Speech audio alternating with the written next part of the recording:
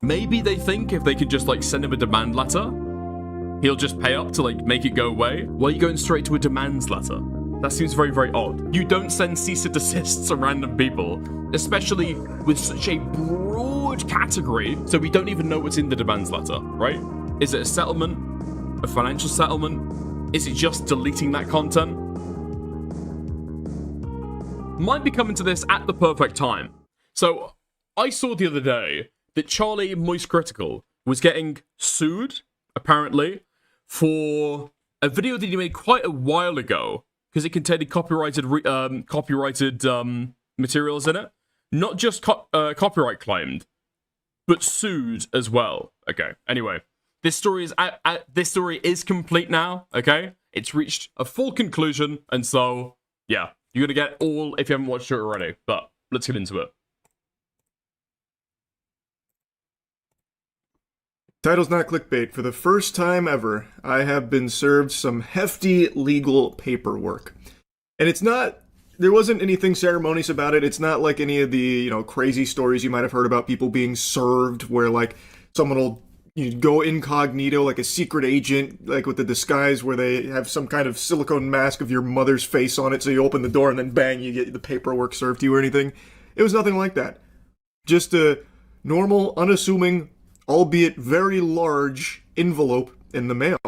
Now, it's not a full-blown lawsuit or anything at the moment. It is some demands because there are two YouTubers that believe I have stepped on their tootsies and infringed on their copyright. They are Reed Timmer and Brad Arnold. Now, I initially reached out to both of them because the language in this paperwork is very fishy. I'll get into that more in a moment, but I wanted to talk directly with them to see if this is like a scam or something. Like, I wanted to make sure this was like a legitimate thing before I got my lawyers on this.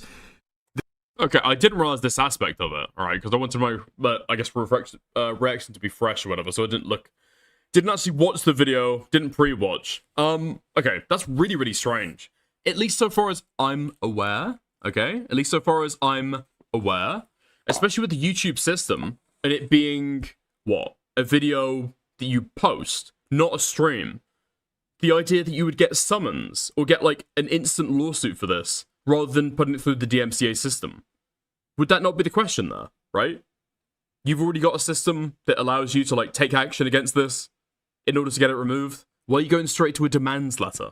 That seems very, very odd. You don't need to hire lawyers. You don't need to, like, incur any expense. You can just go, boop, boop, DMCA takedown notice. You're done, no?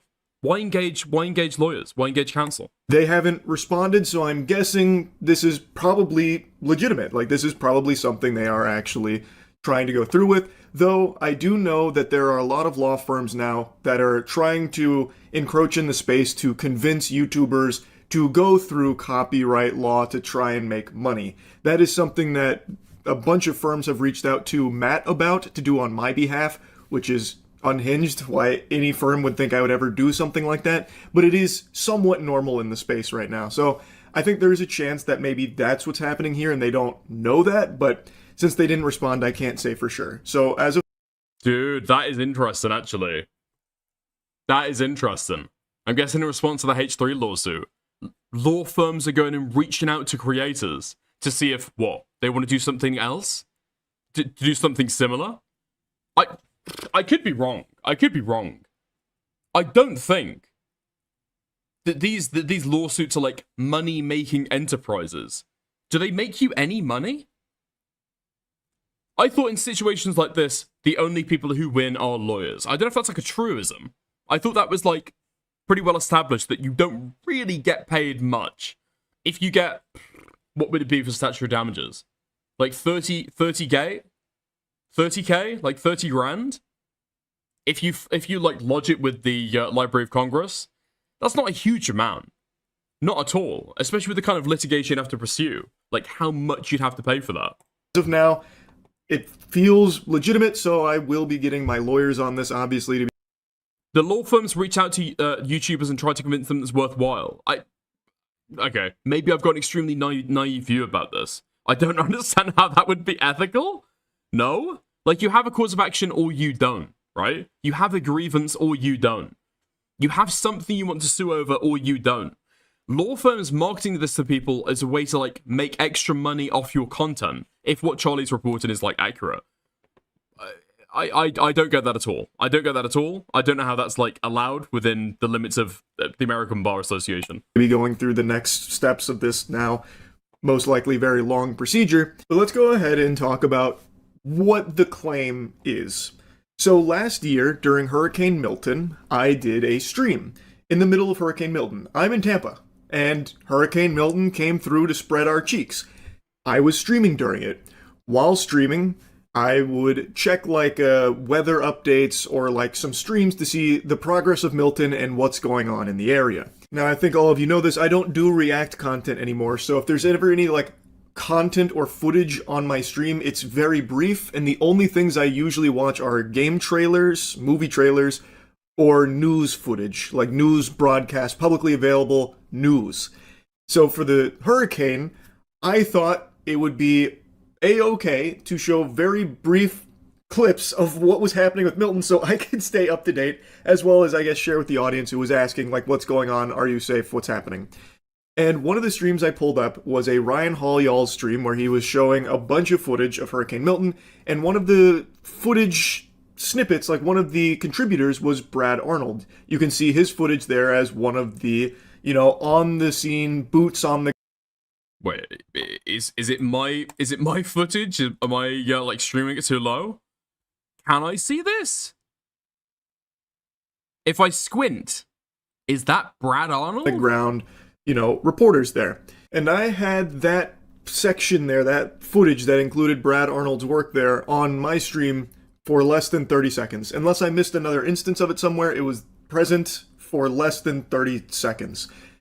Though I did pause at one point, so if you count the pausing with the image of the footage there, it's a little longer, but I can't imagine a still image counts. If it does, then no bussy is safe, because that would just be fully Pandora's box wide open here. Even this video would be in jeopardy then, because I did just show you a screenshot of that stream that had a still image from Brad Arnold's on-the-scene work.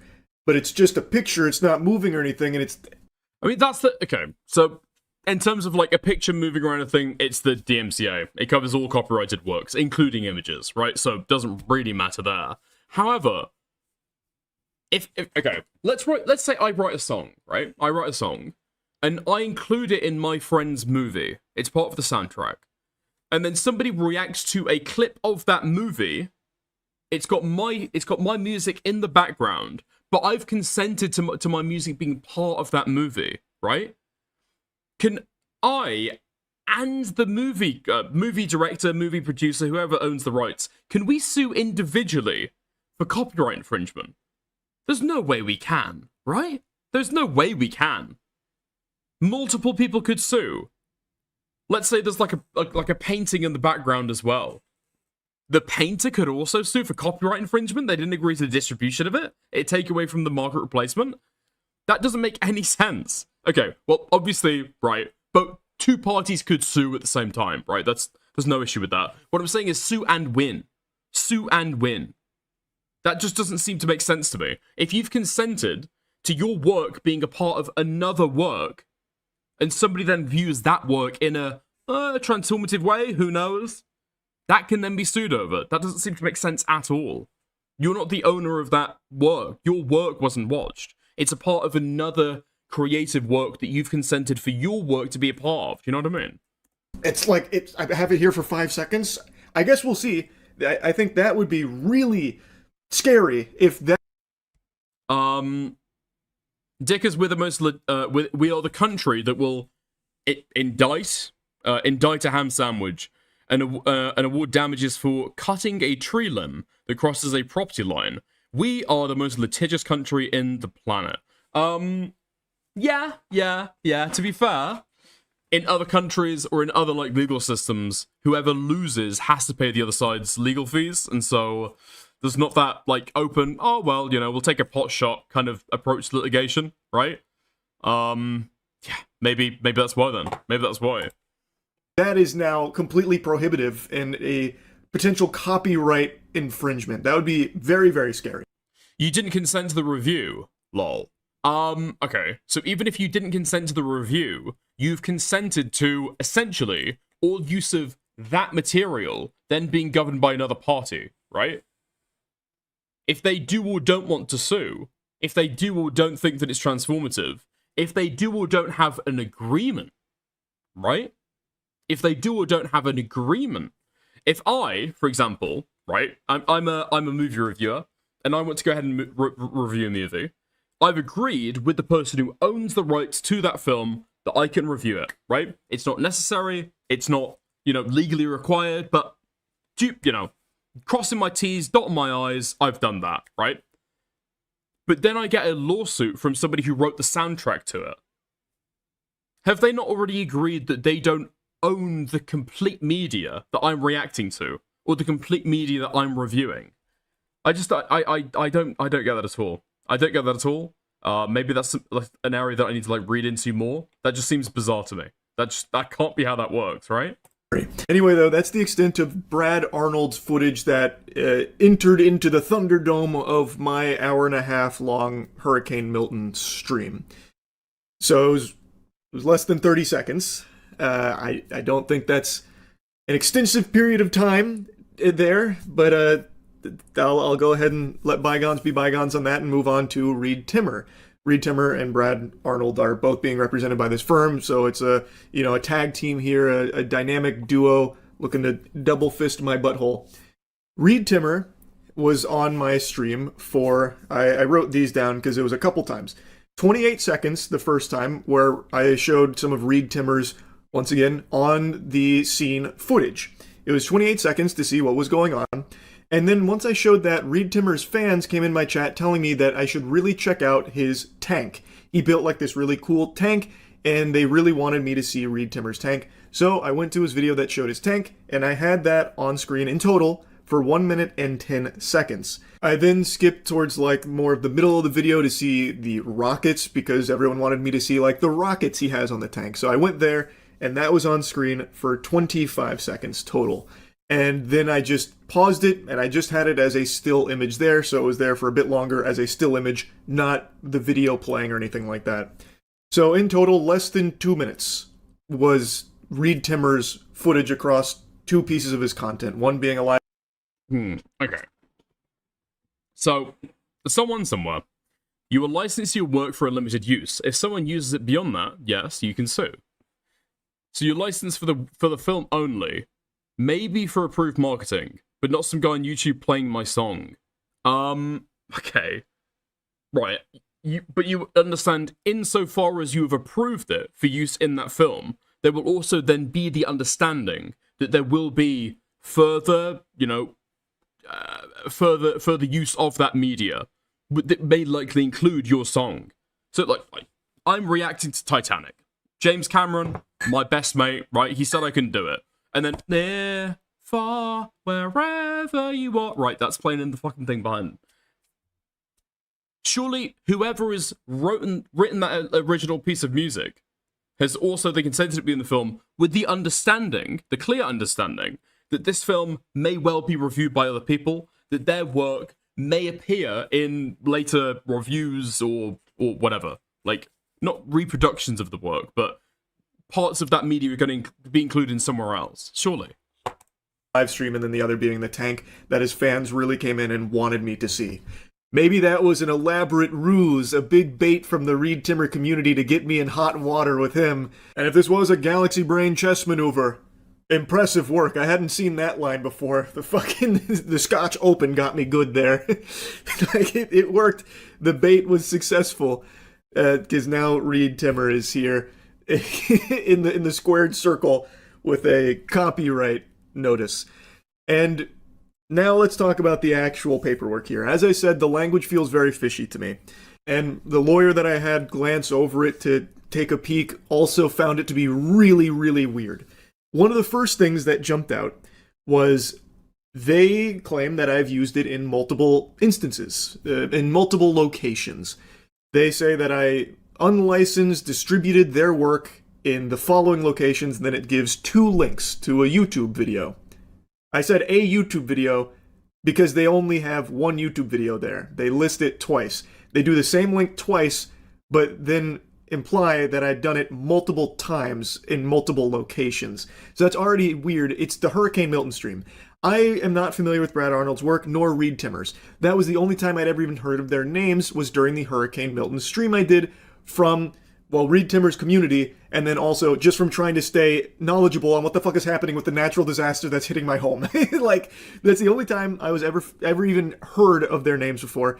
And what I put on stream of theirs was there for such a small amount of time, I thought there'd be no issue there at all. The paperwork goes on to, I don't know if I'm allowed to say the exact amount, but it goes on to say that they are potentially entitled to many tens of thousands of dollars per infraction. It makes a mention of damages that could get up to 6 figures, about me potentially posting their content on all of my other socials and my other websites, which is obviously not anything that happened. It was only during that stream for like sub 2 minutes. At least from what I can tell in the stream. Maybe I missed a couple instances, but it's not a long period of time at all.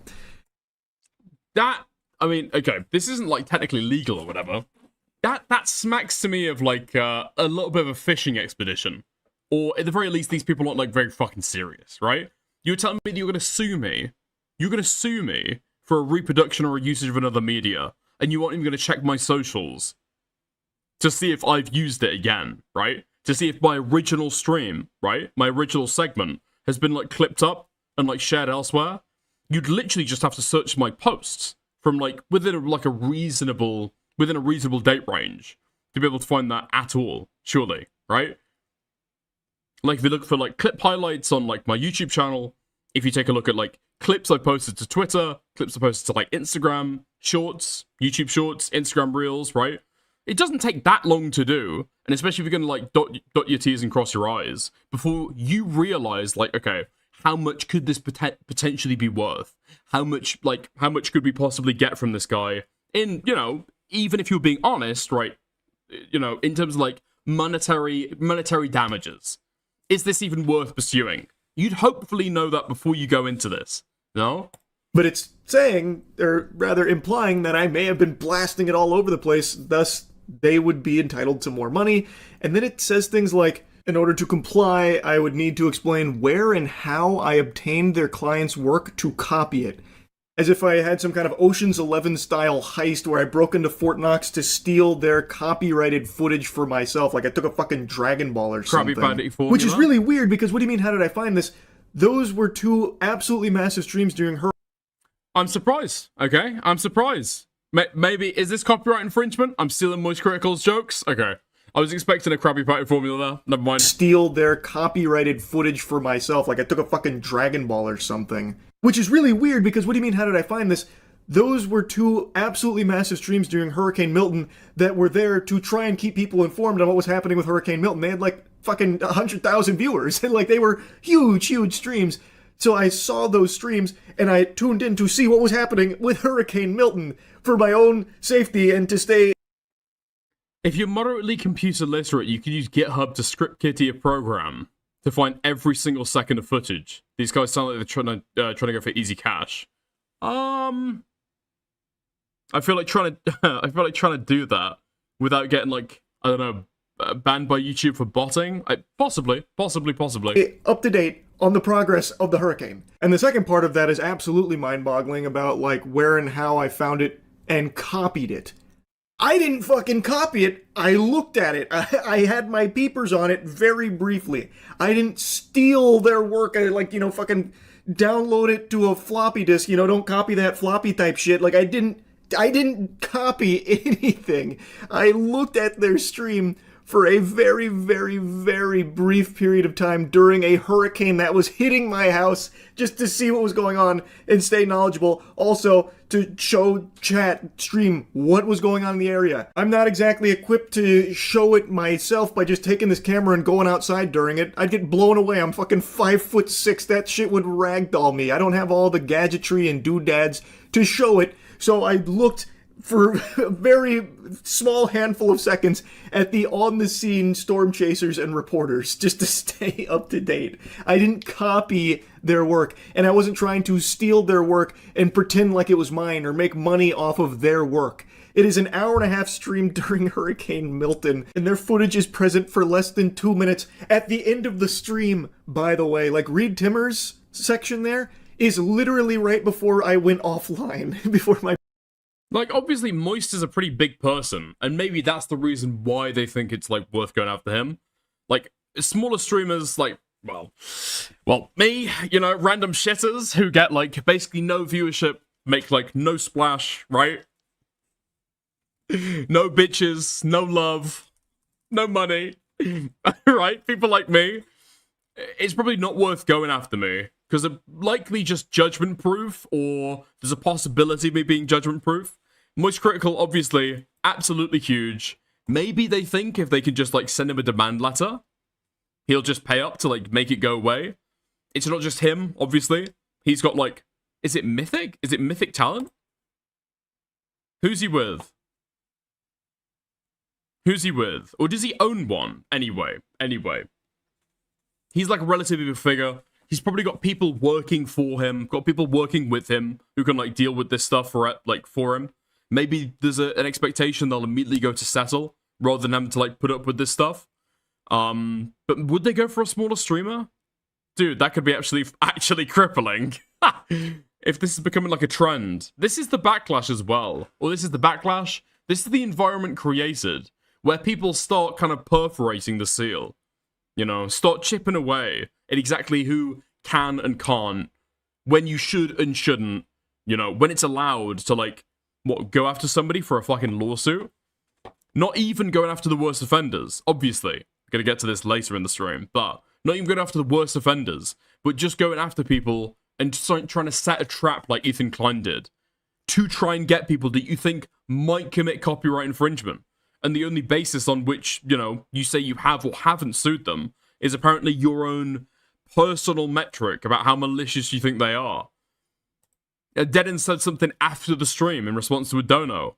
That gets her clapped. Not only is she getting sued for the content nuke, it's also for a podcast episode she responded to. So, are they that confident? Are they that confident that she infringed Ethan's copyright? Right, anyway, that's a whole long rant that I'm going on there. But basically the point is, this is the kind of environment that's being created in the light of, I guess, YouTube lawfare. It's fucking ridiculous. My power got knocked out briefly. Or I can't even remember if my power got knocked out in that stream. It happened a couple times. I'm pretty sure it got knocked out in that one. I don't even remember now. But, like, it's at the end of the stream. It's... I feel like it is very odd if this is something Reed Timmer and Brad Arnold are legitimately pursuing. Or maybe this is all a huge misunderstanding, and they don't even know that I got served these papers. I'm hoping that's the case. I have no ill will towards Brad Arnold or Reed Timmer, one way or the other, I suppose. If they really feel like I have done something wrong with that, then they're fully within their right to serve me these precious little papers here that I'm patting real nicely. That it is what it is.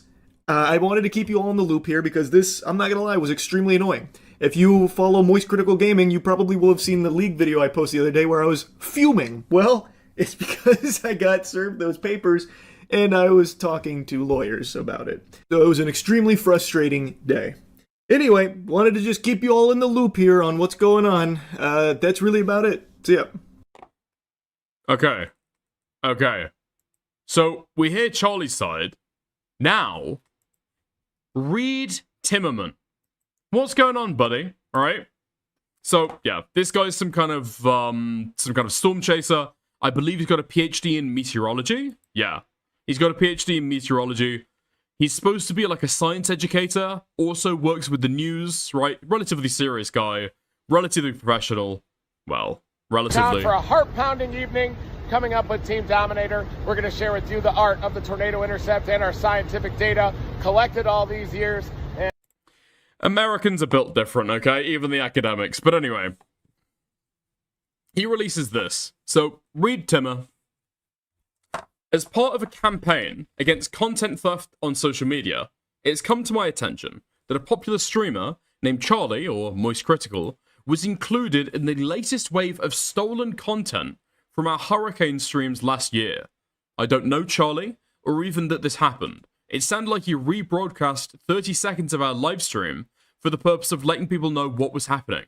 I'm fine with this instance of rebroadcast by Charlie Penguin, and will remove myself from any content lawsuit against Charlie. Next time, just ask for permission and I can clear it. Next time, just ask for permission. No, retard. I'm not going to ask for permission. Charlie's not going to ask for permission. What? So apparently, this is an ongoing campaign against content theft on social media at large. So this doesn't seem like it's like a money-making exercise like Charlie made it sound out to be, or at least he's denying that. This just seemed like to be an earnest, oh, it's against everyone, anyone. If any streamer was rebroadcasting, what, CNN? Realistically, watching CNN at the time that happened, what, they would have got, like, hit too? Okay. We do have to push back against content theft in general in this social media space, most of which happens from traditional media.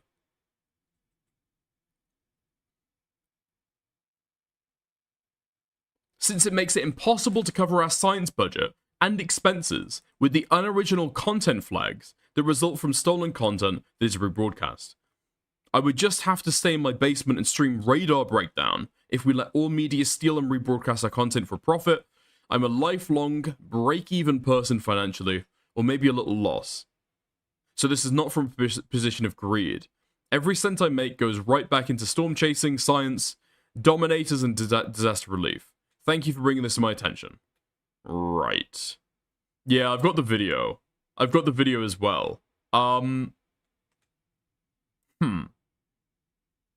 Alright. Maybe this is beneficial then? I'm trying to think what I think about that.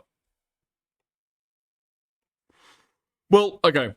What I was about to do is like, what does this guy do? Disaster relief? This sounds really fascinating. He does more than just like read out meteorological graphs. I can't. Obviously, I fucking can't. Okay. Obviously, I can't tell you what I think about his content. I guess I'll just have to ask him before I want to. Jesus Christ. Okay. Almost fell for it. Almost fell for it. Nope. I'm safe for another day. Okay. Yeah, that may be the case, but the chaser truck probably costs in excess of $500,000. Those things are not cheap. Well, it looks like it's like custom built. It's like, it looks like a hovercraft. Yeah, possibly. Possibly. I don't know. Yeah, at least he is a meteorologist. Exactly, yeah. Here's his response. Very transformative. I'm about to be very transformative. I am right in the back of the Dominator 3. We are heading back toward Fort Smith, Arkansas. I want to make sure that I'm giving a comment every 30 seconds or so. And I had some information that came up today. I found out that we flagged matching content with Charlie, Moist Critical on YouTube. And it was during our chase of Hurricane Milton when we were down to the south of Tampa, covering that storm surge that was coming in. And a lot of times... Everything about this guy's aura, incredibly American. Everything about this guy's jaw, oh, got them British chompers. When we're storm chasing, our streams get stolen by media companies that are out there, and then it'll be claimed as their own. We'll get an unoriginality tag, and then it throttles our reach for that video for good. And we spend a lot of resources on the Dominator 3 and our storm chases, driving all across the country, 100,000. Wait, you get an unoriginality tag. An unoriginality tag, and that deboosts it. Wait, so... What? What?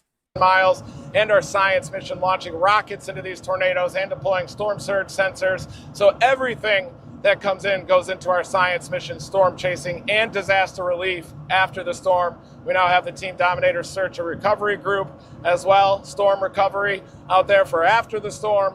But when we were out there chasing Hurricane Milton, Charlie was down in Tampa running a stream as well. And he used some clips from our live stream to let people know what was going on. And he also used some of my clips from Hurricane Ian previously, and even said that I had divorced dad energy, which I thought was absolutely hilarious.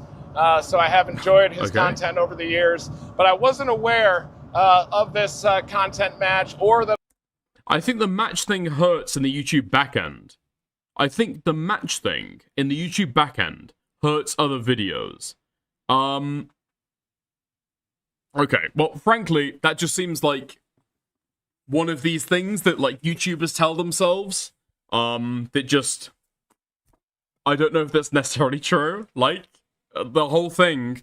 like, the whole thing with having limited ads. Apparently that deboosts your video. People claim that, right? People claim that's true. I don't think YouTube's ever confirmed that. I've never seen anything, like, conclusively proven that. I've never seen anything that convinces me of that. But all YouTubers just accept that as fact. But, yeah, okay. that a lawsuit was going to be filed, and a lawsuit actually hasn't been filed from that, but I have removed myself from that content match as well, because I encourage, in this case, Charlie, for using that short clip to let people know about the hurricane that was happening out there. I do. Chud literally shared his the other day, and it showed Battlefield videos as matching, because he reacted to the Battlefield trailer early enough. Yeah, if I, so for example, the Minecraft parkour thing, right, that I use, this is why I don't necessarily believe it. The Minecraft parkour thing that I use whenever I'm, like, just talking to somebody and I want something in the background for the ADHD riddled amongst us, right, to be able to, you know, still be able to follow the stream or whatever, have, like, a nice visual. That, I get tons and tons and tons, it's got to be hundreds or thousands of videos in my copyright tool saying this may be potentially stealing your content. The Minecraft thing isn't my content, right? But I'm still getting recommended them. But those videos still go absolutely viral on YouTube Shorts. Constantly, right? Constantly. It's very, very hard, in fact, to scroll through YouTube Shorts and not get one of those. Not get one of those of, like, Minecraft parkour videos. Or at least with that in the background. So I don't know if I necessarily believe that.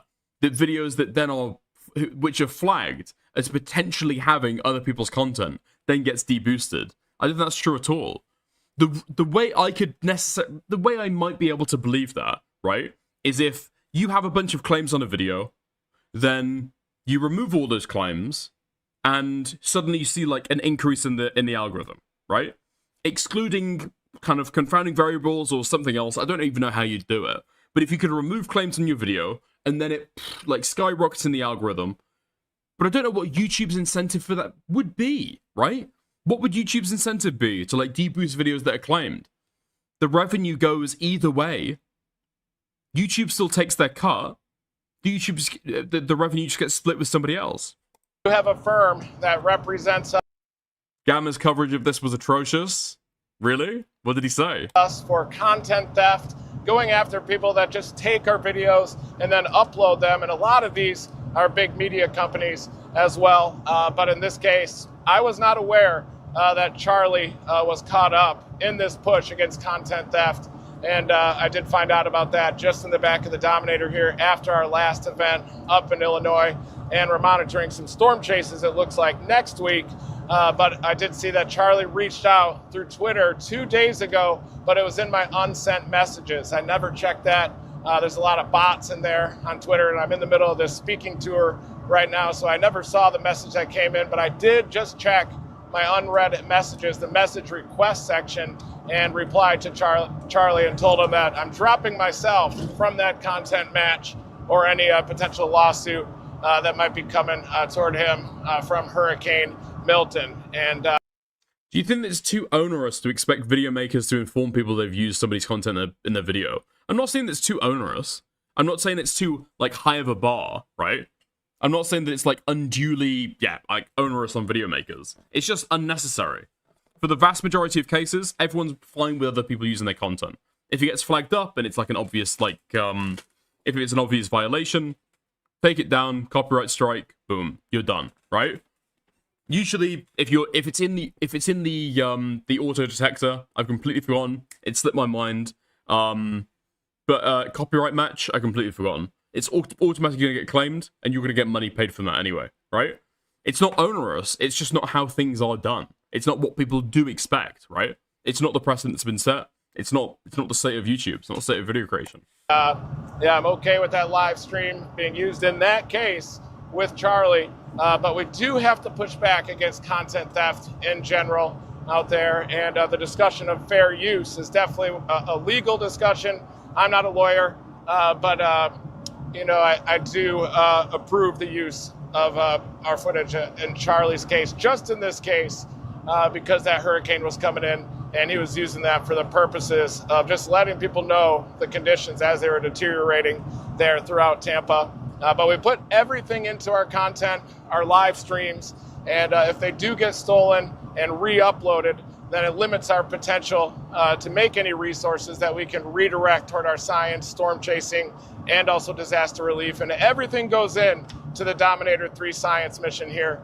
And we storm chase, driving over 100,000 miles a year, risking our lives for the collection of scientific data and those live streams.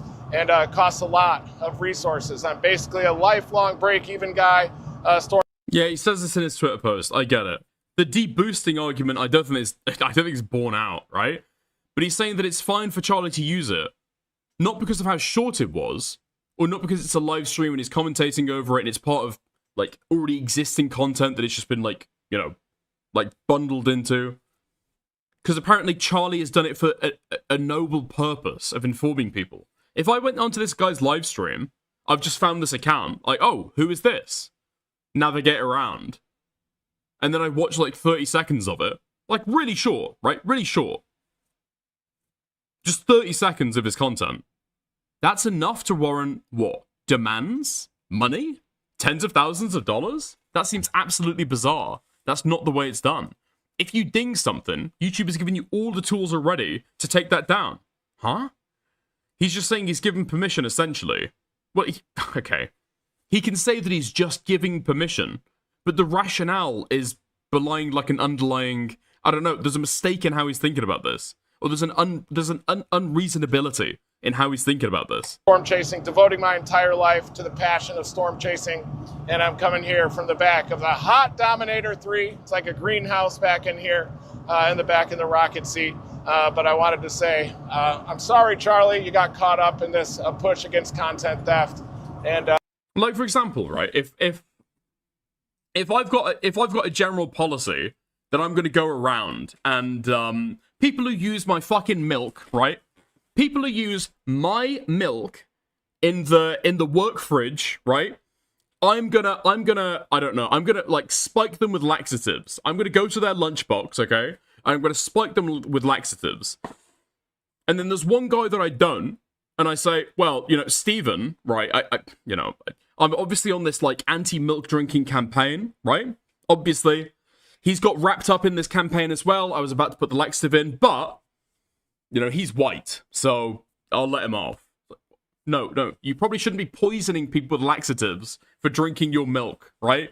There are things you can do, put a label on it, right? Ask around, by the way, this is my milk, leave it alone, right? There's other remedies you can have there, and your rationale that you're giving belies like a level of unreasonableness with how you're pursuing this. I wish you the best. We'd love to go on a storm chase with you. We'll show you the... Okay, the purpose is to stop other people from stealing his shit going forward. You think as many people steal his next storm stream? I get it, right? I get it, right? There is like an impassioned reason for it, right? There's sincere, there's an understandable reason why you want to do this.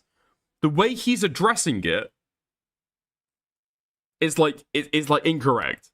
You don't send cease and desists to random people, especially with such a broad category of what you're including in there, that even streamers that watch your content as part of different content, right? It's been bundled together by somebody else, and then watch that for 30 seconds.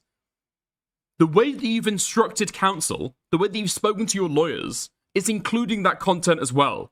Surely, you should say, well, listen, okay, this is not the kind of content that I'm really trying to take down. This isn't somebody just stealing or re-uploading my content. This is, this was a mistake. I need to speak to my counsel about this. Going forward, this isn't going to be, this isn't going to be the kind of content that gets served these legal notices. He can give permission to whoever he wants for whatever reason. I think saying he should use the YouTube tools instead of legal is good criticism. Okay. I don't know if you agree with that. Milk example, Steven's okay because he's white. That belies like an unreasonableness in how he's approaching this, right? But anyway, yeah. The inside of a tornado, if you'd like to go on a storm chase coming up this spring, on that Hurricane Milton chase, if you had my contact information, we just could have swung by, picked you up, saved you from those conditions, and then chased Hurricane Milton. That was also a very prolific tornado producer with over 150 tornado warnings there from eastern Florida all the way up the southeast. We definitely should have chased the tornado portion of that storm in the outer bands. Certainly, we were down to the south of Tampa covering that storm surge as it came in, the big time storm surge. But I know that there is a lot of chaos out there, but I just wanted you to know I'm not a greedy guy. I'm just a passionate storm chaser, passionate about the science of meteorology. Oh, yeah. I'm not necessarily saying that it's like, I'm not doing legal analysis here, right? Just to be like super clear. I'm not saying what would be like illegal, legal, blah, blah, blah. I'm just saying like morally what I think about it. If you're a smaller creator and you use 30 seconds of the content and you got served the fucking cease and desist, what are you supposed to do, Lamau?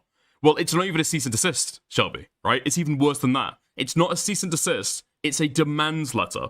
What exactly the details were, you're not supposed to reveal that, right? You're not supposed to reveal that. That's like, that will severely hurt your ability to be able to like negotiate, and so nobody does. So we don't even know what's in the demands letter, right? Is it a settlement? A financial settlement? Is it just deleting that content? If it's just deleting the content, why would it not be a cease and desist rather than a demands letter? Why would Charlie feel like necessary to make like a video about this on his live stream? On his like main YouTube channel, right? There's clearly something deeper here. There's something in that demands letter that Charlie decided to kick up a stink about it. Right? It's not just taking the content down.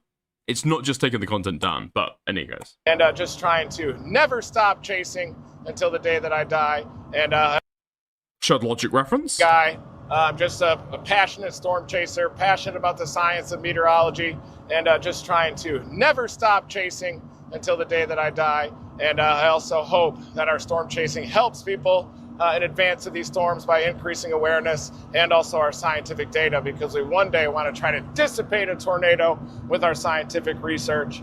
But here we've got Will Clay driving the Dominator 3 right now. We've got local man weather. We are all committed. All right, great stuff. Fantastic.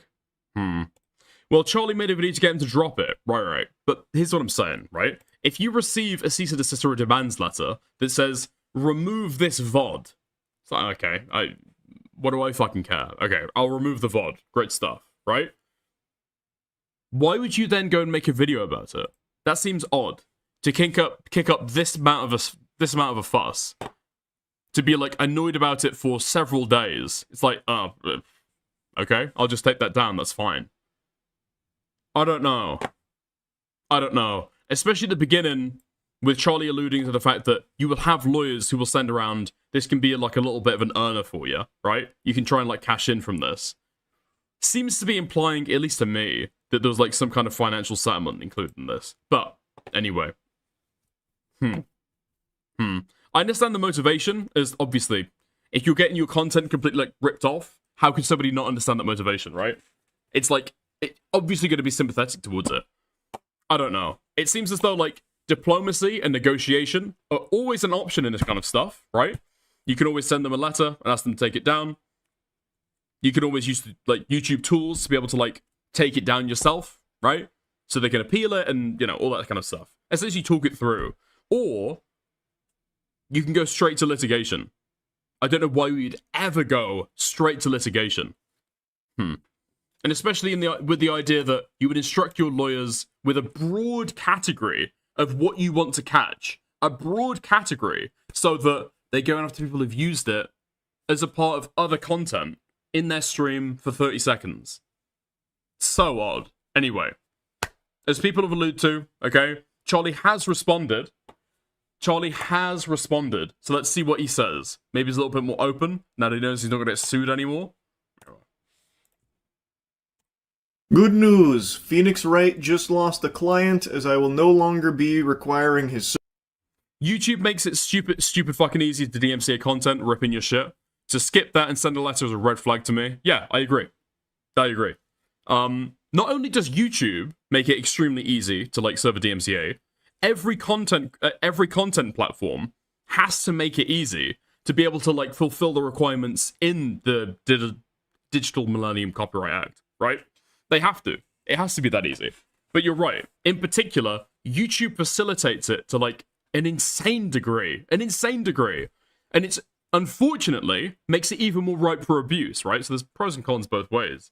If I wanted to, I could go into my YouTube studio right now and like copyright strike hundreds of videos that use that Minecraft parkour video that I use, right? I don't, because I'm not like a dickhead, right? And I also care about, you know, not having my channel terminated by doing false copyright strikes. But the more kind of squishy you make these systems, the more easy it is for abuse, which is like another issue the other way. But at least engage with the systems. Services, the potential lawsuit that I was wrapped up in is no longer being pursued. It is amicably being banished to the Shadow Realm, so it's done and dusted. I even talked to Brad Arnold on the phone a couple of times, who is one of the people listed in... Right, so Brad Arnold, not Reed Timmer, he's another guy, right? The demands letter that was teetering on lawsuit, and he was very friendly and apologetic about the whole thing, and he was kind of filling me in on things with this system that he didn't even know was going on and he didn't agree with. And I think there's actually a lot to talk about in regards to how this even happened in the first place. But first, let me give you the lay of the land here in case you don't know the lore with what's going on. To bring you up to speed, the previously on Dragon Ball Z, if you have no clue what I'm talking about, yesterday I made a video Where are the SpongeBob references? I've never fucking watched Dragon Ball. Stop making Dragon Ball references. I don't know what you're talking about. Going over how I might be sued, as I had been served some very hefty legal paperwork. It was spearheaded by an... Wait, hold on. Okay. One sec, just in chat. It's cheaper for you and the firm to go after everyone. You can't pay a lawyer to spend days going through streams and content. You see a violation, you send a letter, you wait for a response. No, actually. No. Because a lawyer has to be able to discern, or be able to look at it to see, oh, this person has used 30 seconds. Surely there's going to be some kind of criterion that says, this is not a malicious, bad faith actor just re-uploading all my content. This is somebody just like, in good faith, just happens to be watching my content on stream for a totally legitimate reason. They're discussing it. They're talking about it. They're talking to their audience about this news event, right? It's lodged within a fair use exception, seemingly pretty clearly, right? Charlie's talking about his own experiences in the storm. He's then showing like 30 seconds of meteorological reporting about the storm, right? Pretty obviously wrapped up in a fair use response. The thing that would cost lawyers more, right, is if they have to send a letter, wait for a response, and then process the back and forth of that response. A demands letter isn't just like, oh, I'll pop it through and see what happens. You are engaging yourself in a lot of back and forth legal conversations, right? That your lawyer has to spend time reading, drafting a response, sending it, maybe getting it checked with like another lawyer, right? To make sure if you are like citing case law or, you know, whatever. That is far more costly than going, oh, what's this clip? What's this example we've seen? Wait, 30 seconds. It's in the context of him talking about something else. Probably fine, you know? That is where you're really going to get the cost. Yeah. IP law. Yes, if you're doing this at scale, you send mass letters. It's still a violation. No, that's cheap. It's cheap. It's a standard form letter sent by a para. Yeah. But the problem is the response, right? The back and forth. You're entering legal negotiations at that point. You're entering legal... You don't understand scale. I do understand scale. Okay. Nice. So you're saying that it is cheaper, okay, at scale, again, at scale, to have a lawyer go through, read, respond to each of these things, check the file, obviously, if they're going to make reference to exactly what's going on, because they will, right? They will. If you're sending somebody a copyright notice about content that they've made, they've got to talk about the nature of the content they've made, so you're going to have to watch it at some point. So they can just go back, watch it, read it, correspond. Is this right? Draft it back. Maybe speak to the client. And then you're going to have back and forth like that rather than going in the first place. Oh, this is dinged up. Let's have a gander. It's fine. That's not fucking worth it. Right? Let's think about less hours here. Less man hours. Less hours being billed. Less hours being billed, okay? Again, we're not thinking about it from the perspective of the law firm. They want to get paid. They want billable hours, right? We're thinking about it from the perspective of a client. That's not how that works at all. Great. Law firm believing that I was liable for... I just don't think you understand things at scale. You just do not understand scale. For potential copyright infringements and damages in the many tens of thousands of dollars, even into the six figures.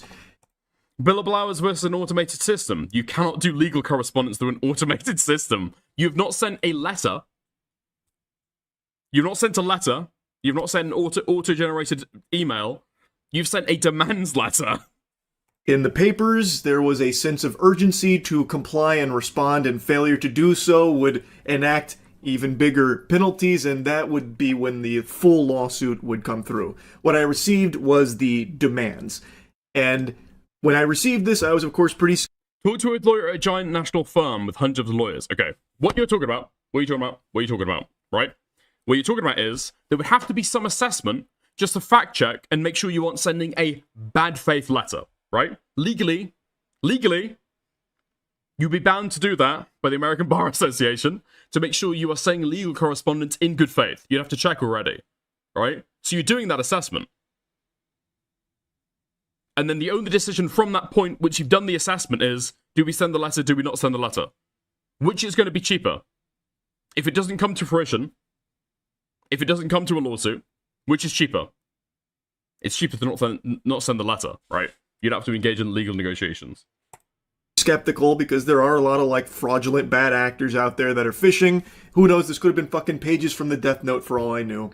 It was representing two YouTubers, Brad Arnold and Reed Timmer. And I didn't immediately recognize who that was. And I don't do, like, React content or anything, so I was pretty confused. I thought this may have just been, potential phony baloney, suing local Florida man because he pooped when he meant to fart, I thought this could be made in error, especially because the language in the paperwork was very fishy, saying, like, I used it multiple times, but then it just listed the same YouTube video twice as if they were separate instances.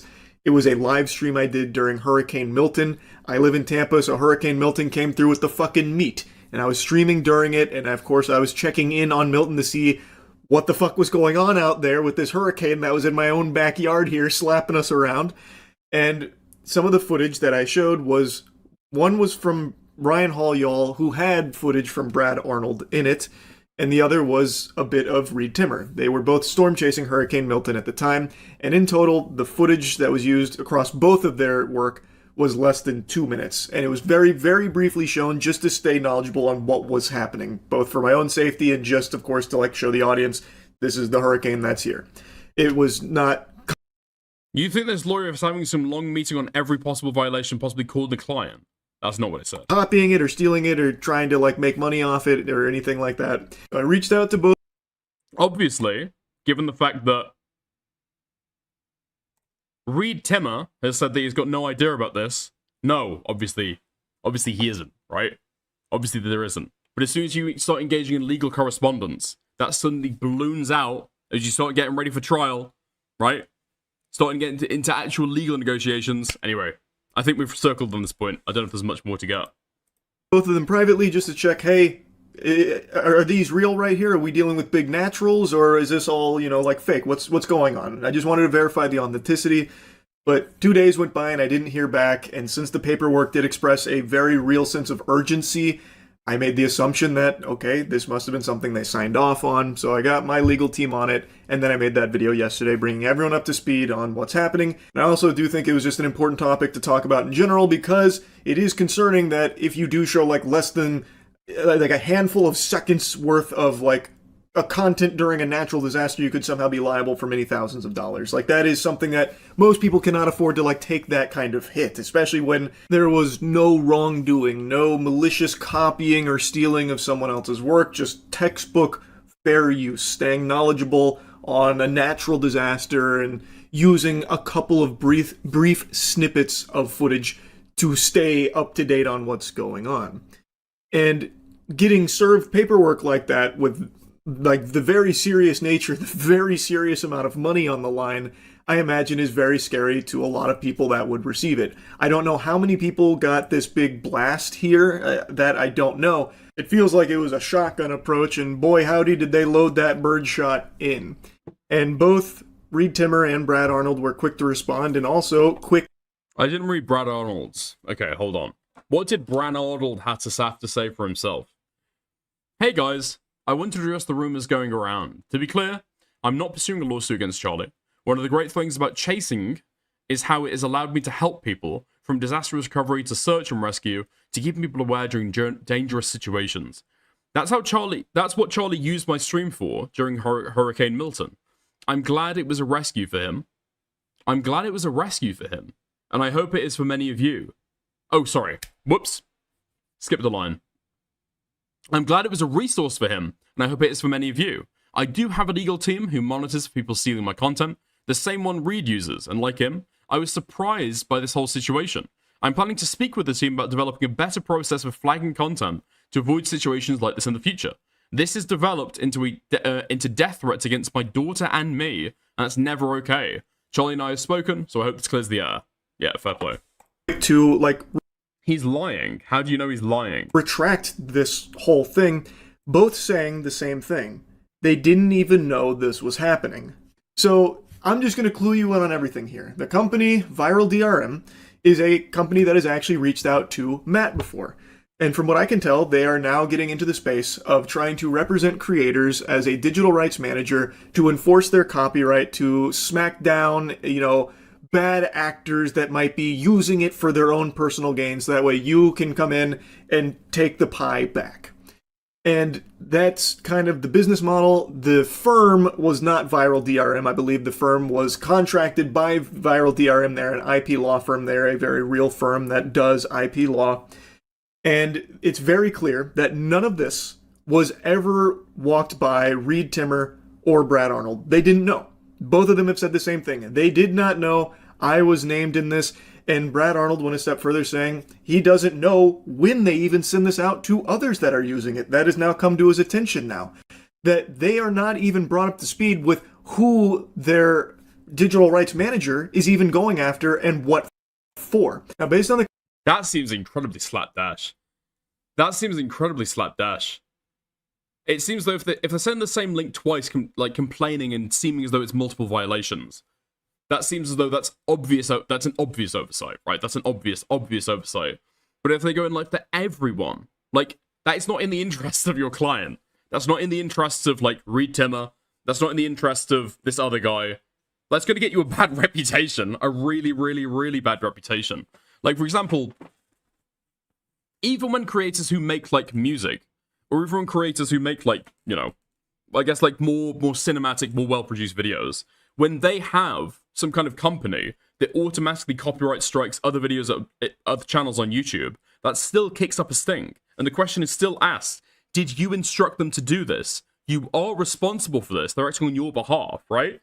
Why didn't you instruct them not to do this? Were you not more careful when you instructed them? Or like to start taking down a bunch of fucking stuff? It's always going to come back to the creator who created the content, right? Dude, I just... Are these guys incredibly naive, or is this like service like really, really bad?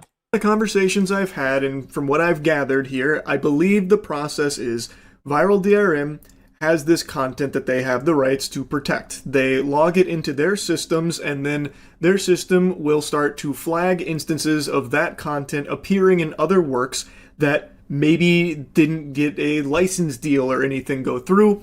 So it will now see that that is flagged internally as a potential problem. Then IP lawyer doesn't care about reputation. Every lawyer is going to care about their client's interests, right? Every lawyer is going to care about their client's interests.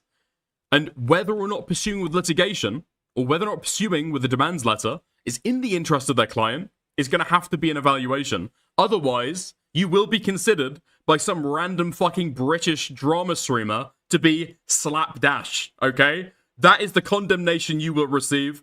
It is startling. It is fucking brutal, okay? It feels like they go full Yosemite Sam here, firing from the hip, shoot first, ask questions later, making the assumption that it must be a bad actor doing something, you know, nefarious with this content to try and avoid paying for it, and thus action must be taken. And according to what Reed Timmer and Brad Arnold are saying, they don't even consult them first or anything. They just take matters into their own hands and do it without ever even bringing them up to speed on what's going on or why in regards to. I mean, that's fair. If you've instructed a lawyer to act on your behalf in like a broad range of cases, they will act on your like behalf in a broad class of violations. If you've not tweaked that, if you've not like carefully calibrated it, if you've not discussed which one you're actually going to go after, right? That's up to you. That's your bad. To that content. Without ever even checking with their clients here, in this case Reed Timmer and Brad Arnold, do you want to pursue this? They're just doing it without even consulting them. And it's something that Brad Arnold mentioned is pretty disturbing to him that needs to change. So he's already trying to like get a handle on that so this doesn't happen to other creators or other people going forward, because it is an issue. Like, yes, it sucks that I got served this paperwork, but imagine all the other people that might have this exact same legal documents, well, stack of legal documents sitting on their desk right now panicking that it hasn't been retracted because Brad Arnold and Reed Timmer don't even know they got it, because Viral DRM has already just went through all of this without talking to them first. When it takes 2 seconds for Reed Timmer and Brad Arnold to see, like in my case, how it was utilized and be like, oh, that's like totally fine. What the fuck? What are we doing here in the first place? This is a huge mistake. There's a big misunderstanding. Why are we even like this far down the road on it? The reason why they even have someone manage the right. But I don't think you'd even want that, right? You probably wouldn't want your lawyer being like emailing you at every single violation to make sure if they're like happy to proceed. You've said, like for example, right? If I want to like employ like a legal team, or if I want to go to like a law firm and say every single big commentary live streamer, okay, who refers to me as gay, says that, you know, maybe I've got HIV by, you know, and they've inferred it through my gay clothes, through my gay jackets, through my flowery shirts, right? If I've engaged like a legal team and said, these are the kind of people that I want you to go after, these are the kind of statements I want to go after, boom, go ahead, do it. Do I want them going ahead and like asking me after every one? I don't know if I do, especially if I'm expecting there to be like a load of violators here. I've given them criterion. We've discussed this, right? And I've employed them to do this purpose for me. Rights of their content. Draftel, you're a chatter, okay? You're safe. For now. As I understand it, keep in mind I'm a little new to the whole Storm Chaser ecosystem here and how their content gets like exploited and all of that. But the reason why Storm Chasers sign with these like agencies and these managers is because apparently there has been a history of like organizations like media outlets stealing the content for their broadcasts without paying the licensing fee that they charge to license it out. Or they'll do it uncredited, and they'll just take it without ever even contacting the Storm Chaser. And Storm Chasers, as I understand it, they pay out of pocket for these missions, really. So they have these managers manage the rights of it, so that way that doesn't happen. So if a media outlet comes in, takes the content without paying them, well, it now gets flagged internally, so now they can reach out and try and get that money that they are owed for the work. But it is clearly, you know, fucking digivolved into something far different, where now it's extending to the entire internet space, where anyone now that shows even a brief section of the work is on the hook. Which is, I think, very different than how Reed Timmer and Brad Arnold intended for it to be utilized, especially with how Brad Arnold talked about it to me on the phone. He does not agree with how it is being utilized like this. It's just very odd. Like, it almost feels like it's designed to be there for, like, a settlement as opposed to going through, like, the entire process. Because it took Brad and Reed 2 seconds to get caught up to speed with what was going on and why, and say, like, oh, this is a big mistake. This shouldn't be happening. Lawyer didn't realize Moist Shitticle wasn't a large media outlet. I mean, that seems to be like a big problem here, right? Like a big problem in how they've instructed them, or like how they've chosen to go about this. And like this will become like increasingly large issue as time goes on, and as like lawfare, not just like copyright strikes, but lawfare, well, maybe that's put into like too fine a point on it, but like lawsuits over this stuff or demand letters or something like that, as that becomes like normalized in the YouTube space, rather than just asking for like copyright strikes. As that becomes more normalized, this is going to become like every other day. Like the way that people currently complain about getting copyright strikes from like other creators, this is going to be the way it's going to be done, right? Because not only do you get to take down the thing that, you know, it's taking your work from you, right? It's taking your work. You also get a payday, potentially, right? Or that's what's being sold to you. Why would you not take that with both hands? If you have principles, or if you have no principles, rather. But the viral DRM has already gone through all of it, and I'm now served these papers. So it feels like they just built the case very quickly, and it feels very weird to me, because I don't think, like, if this didn't get retracted, like, if this went through the entire song and dance, the bells and whistles, I really don't think there's a world in the fucking multiverse that Doctor Strange would peer into where this would win. So it's just, the whole thing is just odd to me. I do think that there was probably paperwork signed between Reed Timmer, Brad Arnold, Viral DRM, about how they have like full autonomy to manage their rights in whatever way they deem appropriate. But I don't know if Reed Timmer and Brad Arnold were aware of things like this happening. And based on how I was speaking with Brad Arnold and what he was talking about, it seems like he doesn't really like that. He doesn't know what's going on in regards to how his content is managed here and like this litigious nature. And like, it seems like the whole purpose is to stop like legitimate bad actors from stealing it and circumventing like the licensing fee and that kind of thing, which this was not doing here. And again, I have no idea if this went to a lot of people or just me. I don't know. Anyway, though, I'll stop. How is this different? I don't see the difference between Charlie and a media outlet for Storm Chaser live copyright purposes. Okay, so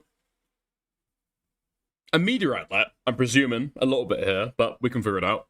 So a media outlet is going to be the kind of people who will pay for footage, photographs, right? This is usually how it's done. If you're writing like a newspaper article and you want to take an image yourself, you might reach out to a photographer who might already have an image and ask to like pay them like a nominal fee, like $100, $200, depends what it is, right? To be able to use that inside your newspaper article. And it's going to be the same thing with, presumably, like television reporting. If you're doing a whole like, if you're doing a whole news story about a particular flood, and then you're reaching out for, like, meteorological analysis, not just somebody, like, holding their camera, like, camera phone, and just, like, recording the flood as it's happening, you're, you know, getting these people to do, like, meteorological analysis for you. They stick it on YouTube, cool. You don't have to pay for a meteorologist, right? You don't have to pay that nominal fee. You can just go and, like, nab it. And it then becomes part of your content. The idea that somebody would go out and watch your meteorological analysis, it is a market replacement, right? They're already seeing it on the news. They're not reacting to it. It's not transformative. It's maybe part of like a bigger whole, but is it transforming your work? It's not transforming your work. No. They aren't criticizing it. They aren't discussing it. It's not a fair use exception. It's not a fair use exception. And so that would be the difference between what Charlie's doing and what these media outlets are doing, right? Charlie's showing it for a limited purpose. He's showing it for like 30 seconds on his stream to then talk about his personal experiences, and then it like adds to his story, if anything. If somebody wants to go and watch the full report, they can. I doubt there's anything in like 30 seconds of what he plays that would even, make it so that somebody would have got the content and, oh, okay, I don't need to watch that. Somebody who would otherwise have been interested. It wouldn't serve as a market replacement. Yeah, that would be the difference, right? That would be the difference. Not blabbering here. Like I said, I did talk to Brad Arnold on the phone, and he was a very nice guy and very understanding of like how. The least you can do when a law firm is pursuing somebody on your behalf is review why they're doing it. I don't know if I necessarily agree with that. If it goes wrong, it's your head on the chopping block either way, right? But I don't know if I necessarily agree with that. Like, to be fair, like this is always the thing, right? This is always the thing. For every one good faith actor that gets caught up in like a copyright thing here, right? There are going to be 100 people who are doing copyright violations in bad faith and nobody ever hears from them because they're not like a big YouTuber who's doing any of the stuff. The ratios here are like disproportionate. So the idea that you have to be asked or consulted on every single time they do like a copyright takedown or send a demands letter, it's just unrealistic, I think. So I understand why they don't necessarily want to be looped in every single time before they're able to like, okay, can we go forward with this? It just go forward with it. Oh, messy all of this was here. So, and like I said in the last video, there's no ill will here from my end towards Reed Timmer or Brad Arnold for this. I appreciate it being handled so quickly here, and I've got my fingers crossed, really hoping that if others do have this, it can be actually looked at from all parties here to see, is it a mistake like it was in this case here. So hopefully all of this can be, you know, more buttoned up and better in the future, so it can actually be used to protect their content from people that are actually trying to steal it, rip them off, and that kind of thing. So wishing both Reed Timmer and Brad Arnold the best here. I know they both have YouTube channels and their own careers. Hopefully this kind of thing is just water under the bridge now, and there'll be no more scary legalese paperwork going to people that don't deserve it. So anyway, that's really about it. See ya. Nice. Okay. That's a worrying trend. That's a very worrying trend. I mean, do you necessarily want to come out? It's not going to be, it's not going to be, you know, it's going to be worrying being in that position, especially for like a small nobody streamer. They're going after like whoever 30 seconds. Maybe it doesn't even seem as though the size was a consideration in this. But they would have just sent this to like anybody. That's not a very good trend. I don't like that at all, actually. I think that might be bad for the platform. I think that might be bad for the environment as a whole. That's weird. That's weird. That would be the question as well. Why aren't you just sending, like, copyright strikes initially? Why are you going straight to demand letters with, like, to be fair, every time that you send a demand letter, every time you send a cease and desist, there will always be talk about litigation. There'll always be talk about a lawsuit. There just has to be, right? Otherwise, cease and desist or what? It's just like a polite little letter, you know, perfumed, and it's got a pressed little flower in there. And then these are lawyers doing legal work, right? Preparing for litigation. It's where the rubber meets the road. But yeah, I don't like that at all. So, realistically, do I put too much fault on these guys for not necessarily checking in it? Possibly, to a certain extent. Especially given that, well, to a certain extent, given the fact that this is like a very new, seemingly, type of firm, type of operation. At least I've never heard about it before. I've got to imagine it's relatively new. It's not like widely known so far as I'm aware in the creator landscape. From what Charlie said, it seems as though this is relatively new. Maybe there's a slight bit of blame on them for not instructing people a little bit clearer. Instructing this legal firm slightly more precisely. But yeah, it seems as though it's new. Hopefully people are more aware in the future. Yeah, I guess it becomes one of those things where as you get more and more of these scandals, hopefully it doesn't need to be for sending demand letters, but as you get more and more of these scandals, people become more and more aware of it and start looking a little bit closer to it. But anyway, yeah. Oh, there we are.